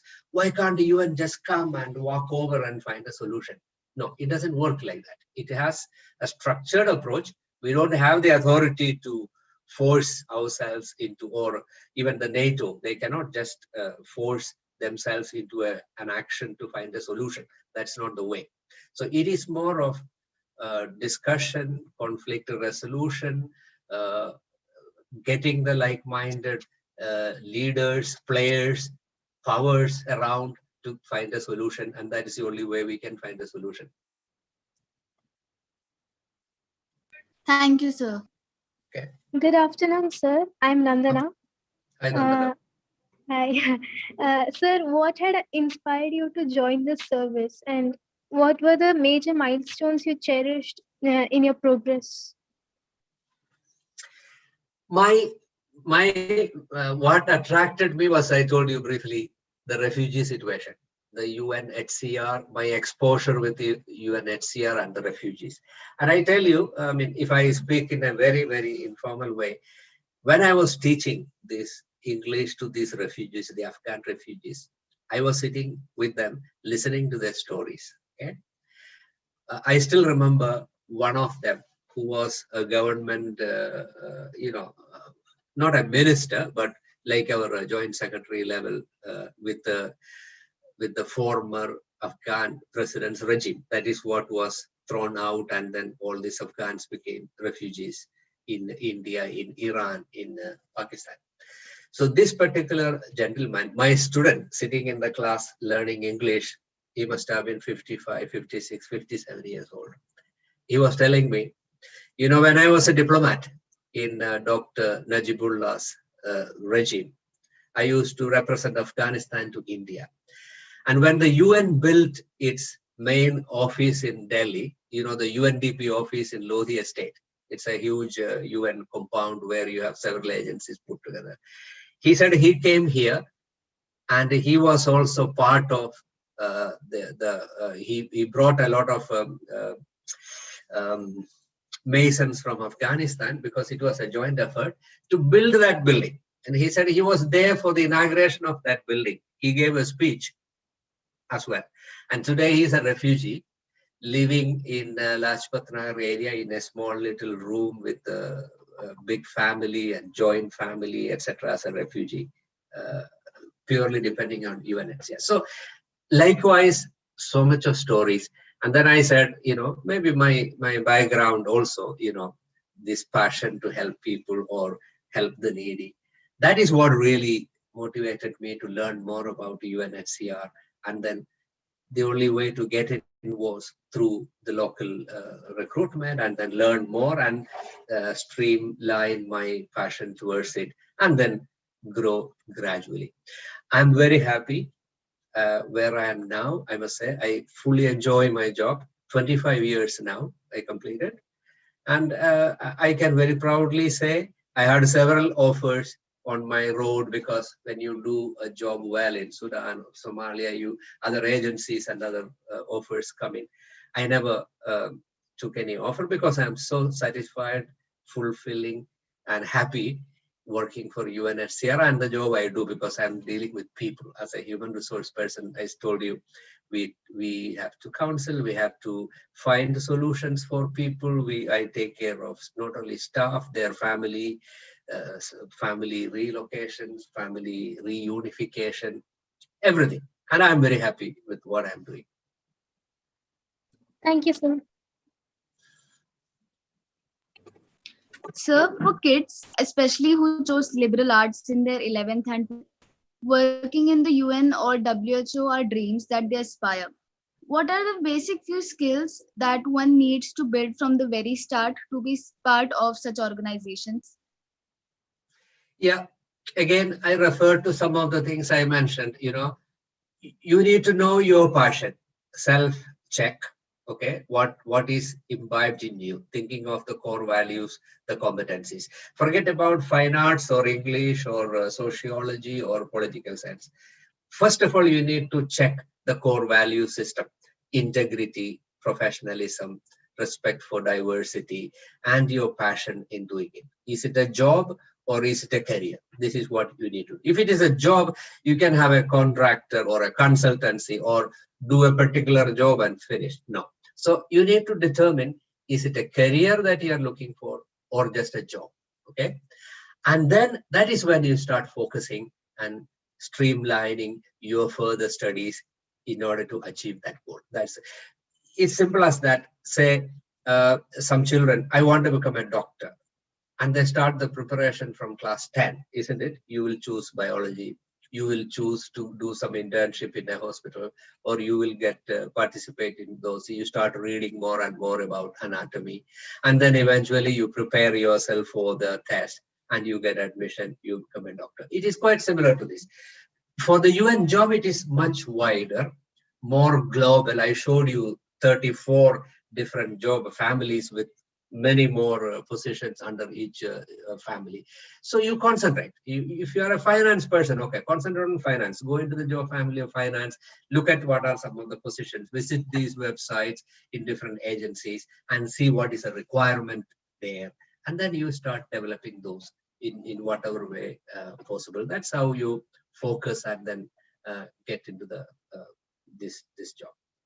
Of course, you are an international civil servant. You need to have the core values, core professionalism. Of course, that is where you begin, in addition to the educational qualifications. Father Benny, be mindful of the time because I don't want to hold you outside the allocated time. We have 3 more questions, then we will finish because it is already. Okay. Yeah. Good afternoon, sir. Afternoon, Maria. Yes, sir. The UN has been offering various internships and volunteering opportunities for the young minds. Do you think joining in for such internships can be a good start for building a career in UN? Absolutely, yes, I would say, with a caution. Okay. Internship, I spoke to you about it. It's 2 to 8 months. You are with working with the UN organization. What is the purpose of it? You get a first-hand knowledge of how we work and what is that agency doing. Everything is, you get a first-hand information about the nature, and that's an opportunity for you to decide, okay, what it takes to be working there. You interact with several staff members, international staff members, different nationalities, so you can really see. You are still very young, and then you can get a first-hand knowledge. Or consultancies, contractor, various volunteering as a volunteer. Say you get a very good exposure, and you are given specific task. You are evaluated on what you achieve. You have all the access to the office, including circulation, mail, information, etc. However, don't think that an internship will give you an additional value when you apply for a position. Not necessarily. Of course it does. If you have done an internship with UNHCR for 6 months and your evaluation is really good, when you apply for a position, that alone is not the criteria in choosing you. You have to go through this competitive process. You need to have the minimum qualification. You need to prove the minimum skills that is set for the position you apply to. So people have a mistaken concept that if I volunteer for a while, then I will get a job. It's not really. It's not correct. Or if I do an internship, then it will be much easier for me to get into it. Not really. In fact, we have a rule. If you, after completing your internship, you are not eligible to apply for any position for a period of 6 months. This is to avoid that you do an internship and then get into the organization. But as I also mentioned previously, any experience anything that you gain will become a tool for you to grow up in the career. So this is the last question. So we end with the next question. Okay, thank you. Good afternoon, sir. My name is Jasmine. Hi, Jasmine. My question is, the world dynamics in terms of community living and shared consciousness is slowly fading away. Do you feel that we as a humans are losing out 1 crore humanitarian values with the time passing by? That's a really interesting question, huh? And unfortunately, this is a reality. You know, I was just thinking of my childhood, where you're living in a village where you know everybody in the village, you know each and every family, you know the people. Similarly, the people in that village or parish, they also know everybody. This is so and so Francis, this is the son of Scaria in this house. Or you think of a postman who delivers letters. The post, by looking at the address, he knows exactly where the house is, where the person is, and the interaction. Or any social event, everyone getting together, relatives visiting each other and staying a few days in their families. Children know each other, even though there is no mobile phone or WhatsApp or Messenger, you keep visiting people, sit with your neighbors, celebrate everything. Even now, it was a tribal concept. Even now in Africa, I have seen going to remote places, you know, people live together in a little area. That's also for their security, and their fields are outside, you know, but everybody knows everybody. If someone has a guest in one family, even the neighbors will bring something or they come to visit. This used to be, you know, my childhood times scenario. Everyone knows everybody, all the children, what they are doing. This has changed now with the time, you know, people moving from rural area to urban areas, people looking for more shortcuts, more easy living.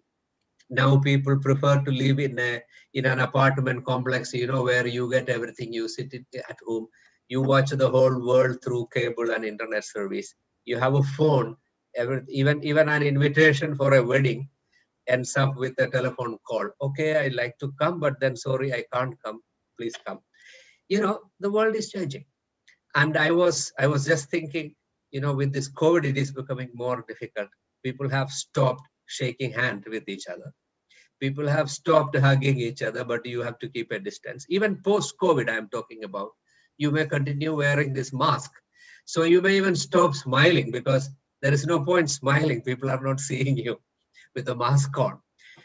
We are moving absolutely, to answer your question, from this basic values, community, living, sharing. You know, in the olden times, a wedding, it used to be a huge celebration when, you know, neighbors come together and cut vegetables together, talk all the stories, huge celebration and contributory kind of thing. Nowadays, you take the phone and book. There are event management. And those of you who live in Delhi, you know very well, you don't even know who is living next door to you if you are living in a multi-story building. So this is how the world is going to, and I think you have a big responsibility to bring this back in the next generation, because that is when all these community activities, thanks to Father Benny, this kind of youth movements and get-togethers and then activities, everything is so valuable. We need to start meeting people, talk to people, and build up, bring the world back to a good community. Anyway, it was, and now we are just ending the session. And it was truly, okay, we just took 2 hours. It is truly very hectic. But it was so interesting. And it is sure none of us will get these informations from anywhere else in the world, only from Francis. That is why I was also not blocking, because let the questions come in, because what you were sharing is your 25 years of life you are sharing. It is nothing about a profession. You are truly pouring out your 25 years of life, which is truly you are so happy of. Anyway, thanks a lot for such a brilliant sharing. And now we have a official thanks, out of thanks. So over to you. Father, can I talk, Father? Yes, sure. I am ML Joseph. I'm principal of the Bharat Mata College of Commerce and Arts, Chuli. I was hearing to the talk fully. Thanks a lot, Dr. Francis, because really it was informative and enlightening talk. Actually, it went to the hearts of our students. It was reflected in their question session also. And a special thanks for you because you were actually hearing to their doubts and cleared it in a very nice manner. And as Father said, you are talking from your own life. You're exposing your own life to the children. I hope that we can expect more officers or civil servants, international civil servants from Bharat Mata College of Commerce and Arts in the near future. Really, they are inspired like that. And Father Benny, special thank you for arranging this program. We are actually looking for such fruitful and informative sessions like this. And can you please share your email ID for all of us for your future correspondence so that the students as well as people like me also can clear some doubts and all. It will be very nice if you share your email ID. So I'm not taking much of your time. Again, thank you very much. Thank you, Joseph, sir, for your kind words. I really appreciate, and it's very encouraging. Thank you so much.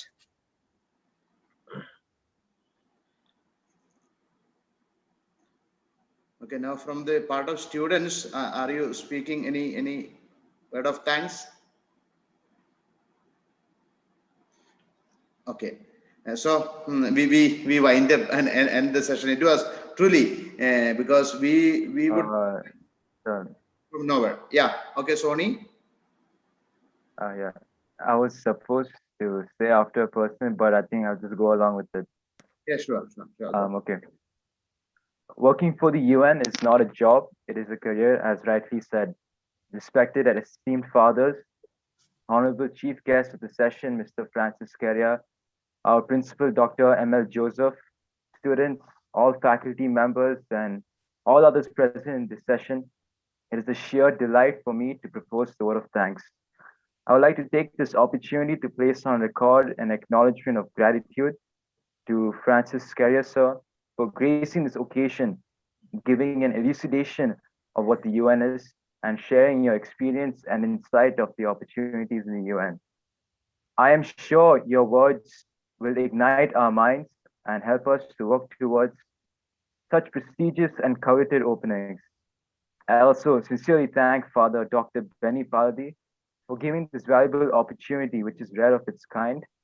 Last but not least, I thank Reverend Father Jacob, Executive Director of our college, our Assistant Director, Principal, concerned faculty members, students, and all global partakers for your kind participation in this program. I hope everyone will have a great day, and thank you. Thank you. So thanks a lot for everyone. Okay, all the regards and prayers to Francis and complete family. Convey regards to everyone. Thank you, and let the life be safe and more productive. Thank you so much, Father Benny. And this was a very good interaction, as I said. It's more of an informal one. We know each other well rather than a formal talk. So I'm happy that everybody liked it that way. And thank you so much. And I wish you all the best, dear friends, all of you. Remember the things I mentioned, and then I wish you a very bright career ahead, whatever it may be. So thanks. So thank you.